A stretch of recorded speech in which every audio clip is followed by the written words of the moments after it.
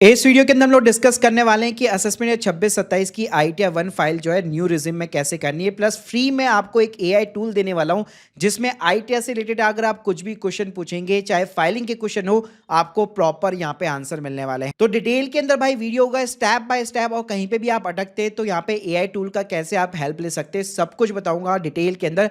तो प्लीज पूरा वीडियो यहाँ पे जरूर देखिएगा। और स्टार्ट करने से पहले बताना चाहूंगा, प्रोफेशनल एक्सपर्ट की हेल्प लेना चाहते हैं, लिंक के अंदर description box, and you can trust over 1700 plus reviews. देखो, फाइल करने के लिए आपको इनकम टैक्स पोर्टल में फाइल इनकम टैक्स रिटर्न यहाँ पे जाना है। यहाँ पे सिंपली आपको 26-27 सेलेक्ट करना है, कंटिन्यू करना है, स्टार्ट न्यू फाइलिंग, स्टेटस आपका इंडिविजुअल रहेगा।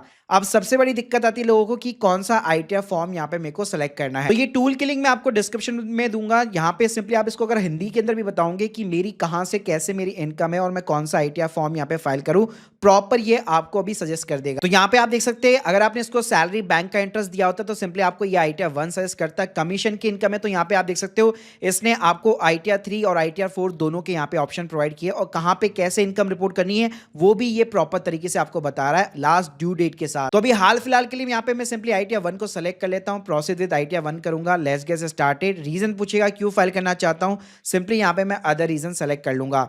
उसके बाद में सारी टैब्स खुल जाएगी, एक एक करके कंफर्म करना है। शुरुआत करते हैं पर्सनल इन्फॉर्मेशन के साथ। सबसे पहली चीज यहाँ पे जो सेलेक्ट करनी है वो है नेचर ऑफ द एम्प्लॉयमेंट। तो सिंपली अगर आप एक प्राइवेट जॉब करते हैं तो यहाँ पे आपको अदर्स वाला ऑप्शन सेलेक्ट कर लेना है। अगर आप गवर्नमेंट जॉब के अंदर है तो ऊपर वाले ऑप्शन आपके लिए दिए गए हैं। और मान लीजिए अगर आप जॉब ही नहीं करते, आप सिंपली अपनी एक छोटी मोटी अदर इनकम दिखाना चाहते हैं तो नॉट एप्लीकेबल भी कर सकते हो। उसके बाद में नीचे की साइड में यहाँ पे रिजीम सेलेक्ट करने के लिए बोलेगा। तो देखो, अगर आप न्यू से ओल्ड टैक्स के अंदर जाना चाहते हैं तभी आपको स्विच करना है, और अगर आपकी ओवरऑल इनकम 12 लाख रुपए के नीचे तो हमेशा आपको न्यू टैक्स के अंदर ही फाइल करना है, और इस ऑप्शन को आपको यहाँ पे नो ही रखना है। जैसे एग्जांपल के लिए मैं इस LLM को भी पूछूंगा कि कौन सी रिजीम मेरी सेलेक्ट करूं अगर मेरी इनकम इतनी है, तो ये आपको प्रॉपर यहाँ पे जो है सजेशन यहाँ पे प्रोवाइड कर देगा, और ओल्ड टैक्स रिजीम के अंदर क्या क्या नुकसान है वो भी आपको बता देगा। तो पर्सनल इन्फॉर्मेशन के बाद में सीधा आपको जाना है ग्रॉस टोटल इनकम में, इनकम फ्रॉम द सैलरी। तो देखो, अगर आपका फॉर्म सेक्शन इश्यू रखा है, यहाँ पे TDS वगैरह कटा हुआ है, तो ये सेक्शन पूरा आपको प्रेफर्ड मिलने वाला है, आपको सिंपली कंफर्म करना है। लेकिन कहीं पे अगर आप जॉब करते हैं, अगर आपको फॉर्म सेक्शन वगैरह से कुछ नहीं मिलता, कैश के अंदर सैलरी मिलती है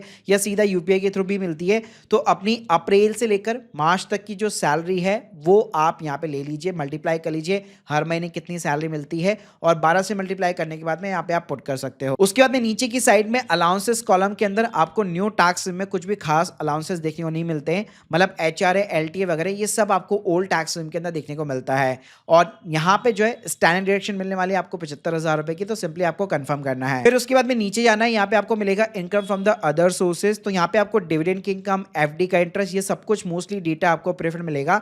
और इसको अगर आपको क्रॉस चेक करना है तो ऊपर जाकर AIS बटन पे क्लिक कर देना। तो यहाँ पे अगर आप टैक्स पेयर इन्फॉर्मेशन समरी में जाओगे, आप देख सकते हो dividend, interest from saving account, deposit, ये सब कुछ जो डेटा है ऑटोमेटिकली यहाँ पे आपको प्रेफर्ड देखने को मिलने वाला है। प्लस अगर आपको कोई कॉलम यहाँ पे समझ में नहीं आ रहा है तो आप LLM से पूछोगे कि भाई मेरी छोटी मोटी अदर इनकम है ITR 1 में कहाँ पे शो करूँ, तो प्रॉपर आपको ना ये स्टेप्स यहाँ पे जो है प्रोवाइड कर देगा कि भाई इनकम फ्रॉम अदर सोर्सेज के अंदर जाओ, यहाँ पे ऐड बटन पे क्लिक करो, यहाँ पे आपको एक एनी अदर का कॉलम मिलेगा, तो proper 1 by 1 step by step आपको गाइड करेगा। तो यहाँ पे सिंपली आप अपना ना डिस्क्रिप्शन, छोटा सा डिस्क्रिप्शन डाल करके, अमाउंट डाल करके, कोई भी अगर छोटी मोटी अदर इनकम है तो वो बकायदा यहाँ पे आप रिपोर्ट कर सकते हो। बाकी अगर आपको किसी भी चीज को यहाँ पे जैसे डिविडेंड की इनकम वगैरह किसी को भी अगर आपको एडिट करना है तो आप बकायदा कर सकते हो, उसमें कोई दिक्कत नहीं है।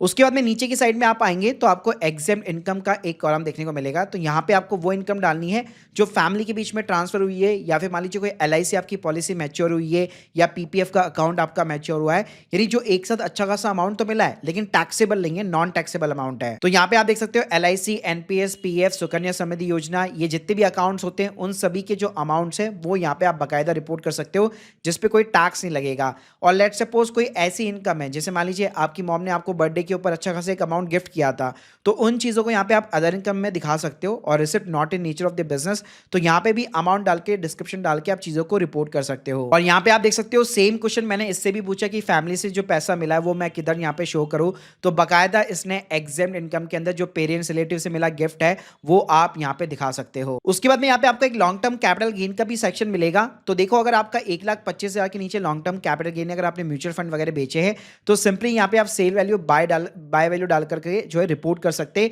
इस पे वैसे आपका कोई भी टैक्स वगैरह कुछ भी नहीं बनेगा, लेकिन ध्यान रखिएगा अगर आपका शॉर्ट टर्म कैपिटल गेन है या 1,25,000 के ऊपर है आपका लॉन्ग टर्म कैपिटल गेन, तो फिर आपको ITR 2 की तरफ जाना पड़ेगा। उसके बाद में यहाँ पे डिडक्शन का कॉलम मिलेगा। देखो न्यू टैक्स में केवल आपको एक ही कॉलम चेक करना है, ATCCD सबसेक्शन 2। तो अगर आप एक गवर्नमेंट एम्प्लॉय है या फिर लेट्स सपोज अच्छी कंपनी के अंदर प्राइवेट जॉब में भी है, तो नॉर्मली अगर आपका एम्प्लॉय जो है NPS के अंदर कॉन्ट्रीब्यूट करता है बेसिकली, तो उस केस के अंदर यहाँ पे अमाउंट आपको प्रेफर मिलेगा। आपको यहाँ पे कुछ भी नहीं करना, सिर्फ आपको रिव्यू करके कंफर्म करना है।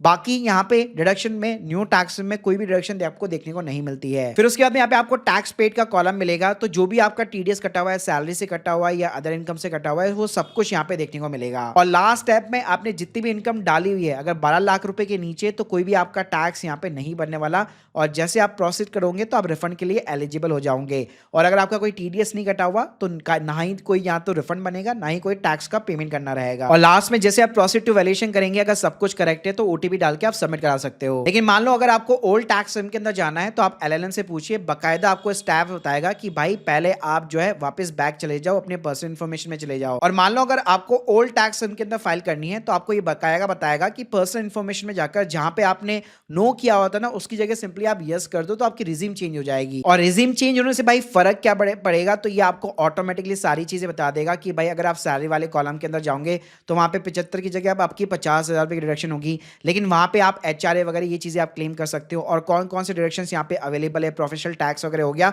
तो उन चीजों के फायदे जो है आप यहाँ पे डेफिनेटली पूछ सकते हो। Guys hope you like this video, please subscribe our channel. अगर आप लोग के कोई भी डाउट्स है इस वीडियो के रिगार्डिंग, यहाँ पे मुझे कमेंट बॉक्स में जरूर बताइए। और जितने भी सपोर्टेड लिंक्स है LLM वगैरह की, वो मैंने डिस्क्रिप्शन बॉक्स में दे रखी है, जहाँ पे आप अपने गूगल अकाउंट के थ्रू साइन इन कर सकते हो। एकदम सेफ एंड सिक्योर है, पूरा जेमिनाई के प्लेटफॉर्म के ऊपर ही है। Thank you guys, thank you very much.